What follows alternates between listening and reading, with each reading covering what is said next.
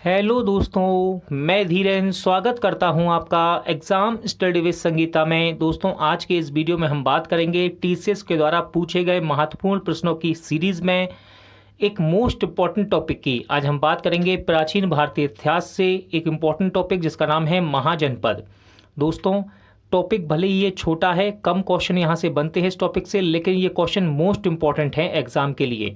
TCS के द्वारा जितनी भी प्रतियोगिताएं आयोजित की जाती हैं उन परीक्षाओं से पहले आपको इसको एक बार अवश्य देखकर जाना चाहिए। आज हम टॉप 35 वन लाइनर क्वेश्चन को सुपर फास्ट रिवीजन के जरिए यहाँ पर कवर करेंगे, जिससे कि आपको एग्जाम से पहले कम से कम समय में पता चले कि महाजनपद से किस प्रकार के क्वेश्चन टीसीएस के द्वारा एग्जाम में बनाए जाते हैं या फिर पूछे जाते हैं। और यहाँ से ये क्वेश्चन आपके लिए एक्सपेक्टेड भी रहेंगे आने वाली प्रतियोगिता परीक्षाओं के लिए, चाहे वे रेलवे के एग्ज़ाम हो, एसएससी के, या फिर किसी स्टेट लेवल का एग्ज़ाम जो कि टीसीएस के द्वारा आयोजित किया जाता है। वीडियो यदि आपको ये अच्छा लगे, हेल्पफुल लगे, तो प्लीज़ वीडियो को लाइक और शेयर जरूर कीजिएगा। और यदि अब तक आपने हमारे चैनल को सब्सक्राइब नहीं किया है तो प्लीज़ चैनल को सब्सक्राइब जरूर कीजिएगा, जिससे कि आपको मेरे आने वाले नए वीडियो का नोटिफिकेशन टाइम पर मिलता रहे। तो चलिए स्टार्ट करते हैं। प्राचीन भारतीय इतिहास महाजनपद।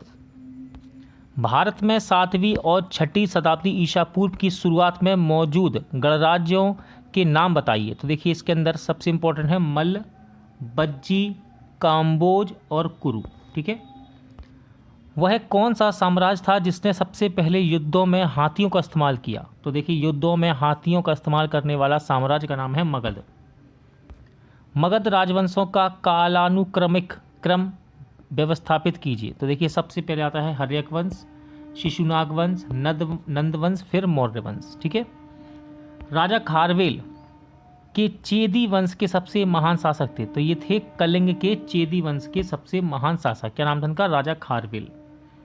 इंपॉर्टेंट क्वेश्चन है क्वेश्चन नंबर 5। झेलम नदी के तट पर यूनानी शासक सिकंदर ने किसकी सेना का सामना किया था? तो ये था पोरस। ठीक है, सिकंदर ने किसका सामना किया? पोरस का सामना किया था।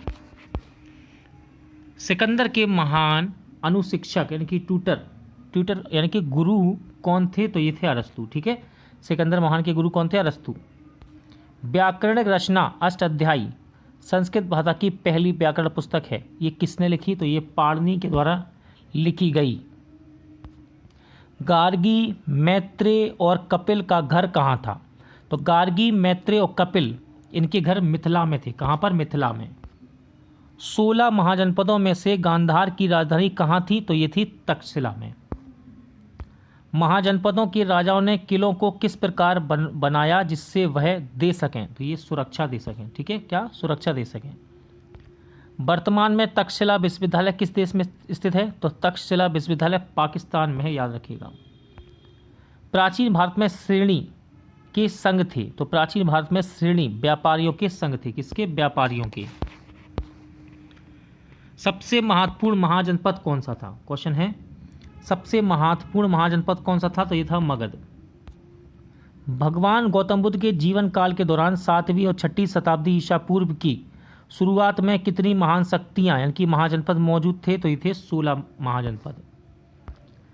जब मगध एक शक्तिशाली महाजनपद था, बज्जी वैशाली बिहार में है, मैं अपनी राजधानी के साथ सरकार के एक अलग रूप के अधीन था, जिसे किस रूप में जाना जाता था? तो इसको गढ़ या फिर संघ के रूप में जाना जाता था। ठीक है, गढ़ कटंगा किस जनजाति का राज्य था? तो ये था गोंड जनजाति का राज्य। क्या नाम है इसका? गढ़ कटंगा। किस बौद्ध ग्रंथ में 16 महाजनपदों का वर्णन है? तो अगुत्तरा निकाय में 16 महाजनपदों का वर्णन मिलता है। अगला क्वेश्चन है, सिकंदर महान ने किस वर्ष भारत पर आक्रमण किया था? सिकंदर महान ने किस वर्ष भारत पर आक्रमण किया? राइट आंसर है 326 ईसा पूर्व में। ग्रीक लेखकों द्वारा किसे अग्रमस या फिर जेंड्रामस कहा जाता है? तो धनानंद को कहा जाता है। ठीक है, धनानंद। किसकी लड़ाई 326 ईसा पूर्व सिकंदर महान और राजा पोरस सिंधु नदी को पार करने के बाद के खिलाफ लड़ी गई थी? तो ये थी हाइडे स्पीच की लड़ाई। क्या नाम है इसका? हाइडे स्पीच का युद्ध भी कहते हैं इसको। नंद वंश का पहला शासक कौन था? तो नंद वंश का पहला शासक था महापद्मानंद। नंद वंश का अंतिम शासक कौन था? तो उसका नाम था धनानंद। ठीक है, धनानंद अंतिम शासक। भारतीय समुद्र तट के साथ स्थित बंदरगाह को सूचीबद्ध करने वाली ग्रीक यात्रा पुस्तक कौन सी है? तो इसका नाम है पेरिपल्स मैरिस एरिथ्रेई। ठीक है। प्रसिद्ध चिकित्सक जीवक को किसके दरबार द्वारा नियुक्त किया गया था? तो ये किया गया बिंबिसार के द्वारा।